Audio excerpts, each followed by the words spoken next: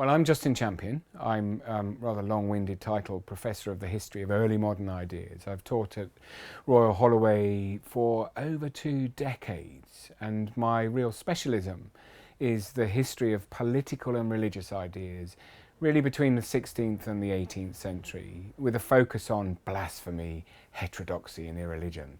So the bad thinkers, the people who critiqued the church or attacked the monarchy, republicans, free thinkers, the age of reason.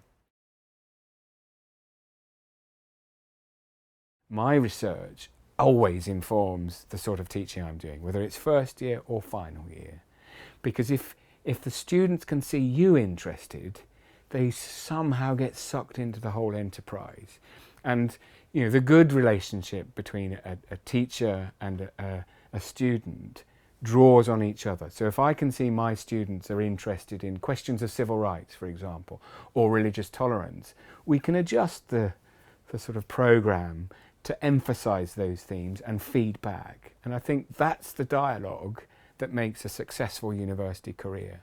And one of the things I always say to my finalists at the moment, exams are wonderful. They're your opportunity to say what you think. Remember, if you know what you think, writing about it is easy. If you've got to try and make up what you think in the exam, you're in trouble. So the 3 years is about you forming your own views and perspectives on the past. Once you've worked out that's what the project is, it's a delight. It's not work, it's you exploring your own mind.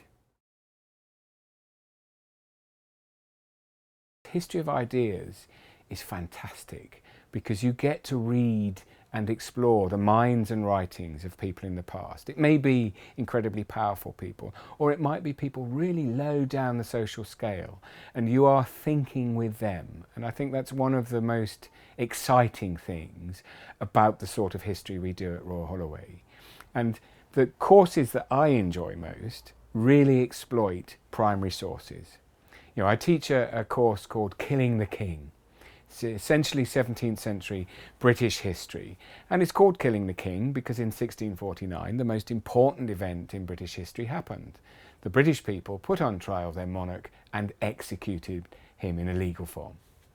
And one of the things we can do, because we're privileged at Royal Holloway to have access to a whole range of primary sources, every single printed text, whether it's a pamphlet, a broadsheet or a 500-page writing on political theory, is available for undergraduates to explore.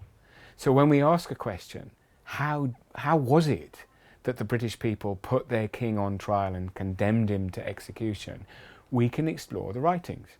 And holding seminars with the trial record or with pamphlets reporting it, maybe 10, 11 students all having read something different and getting their perspectives helps me understand what I'm doing as well as them. And I think that's really important because it means you're young historians, you're not undergraduates, you're trainee historians right from the first day you hit the ground here. So you have a good perspective. And inevitably, as you teach a course, students will come up with different perspectives. And very often I think, that's a very good point. I'm going to make a note of that. And of course, if I then publish it, I'd give due acknowledgement. But it's that excitement of new minds, young minds, encountering the past through these texts. Visual sources have become increasingly important to me. How do you do the history of ideas? Through images and caricatures and satires. Wonderfully again, all of these sources are available online. So my undergraduates can go away and find 5 or 6 political satires from the 1640s. We can photocopy them and collectively we can explore what they mean. What light do they cast? And it sounds sad. I'm an old man, obviously. It's so exciting. And I know certainly this year I've encountered some really brilliant young historians who perhaps 2 years ago when they were first years wouldn't have ever imagined that they'd be leading seminars and giving perspectives and contributing to knowledge. When our undergraduates leave us, they leave armed with a sort of repertoire of critical inquiry. Historians learn to question everything and almost to believe nothing they're told without evidence. And I think that's quite an important aspect going out into the real world. Some people become teachers, some people want to be academics, some people may go into the media. Others may become chief executive officers of huge multinational corporations, because as historians, you can make judgments perhaps where the evidence isn't complete. You can communicate effectively. You can be creative. You can think yourself into the skin and the minds of other people.